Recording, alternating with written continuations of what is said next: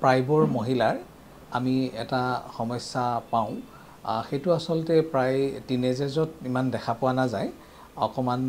বয়োজ্যেষ্ঠবিলাকৰ ক্ষেত্ৰত অলপ বেছি দেখা পোৱা যায় কেতিয়াবা টিনেজেজৰ নোহোৱা নহয় যেটো আমি মেনৰহেজিয়া আৰু মেট্ৰহেজিয়া বুলি কওঁ অৰ্থাৎ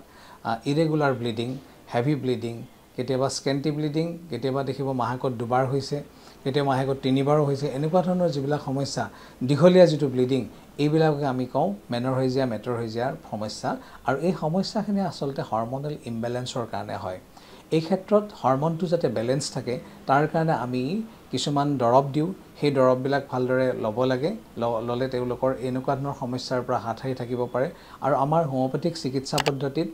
আমাৰ মেনৰহেজিয়া আৰু মেট্ৰহেজিয়াৰ খুব ফলপ্ৰসূ মেডিচিন আছে আপোনালোকে যদি তেনেকুৱা ধৰণৰ সমস্যাত ভুগি আছে আপোনালোকৰ ওচৰৰ অভিজ্ঞ হোমিওপ্যাথিক চিকিৎসক এজনৰ লগত পৰামৰ্শ ল'ব আৰু হোমিওপ্যাথিক চিকিৎসা পদ্ধতিৰে যদি আপুনি এই চিকিৎসাটো কৰে তেতিয়া মই ভাবো যে কোনো ধৰণৰ বিশেষ কষ্ট নোপোৱাকৈ খুব কম দিনৰ ভিতৰত মেনৰহেজিয়া বা মেট্ৰহেজিয়াটো আৰোগ্য হ'ব বুলি মোৰ বিশ্বাস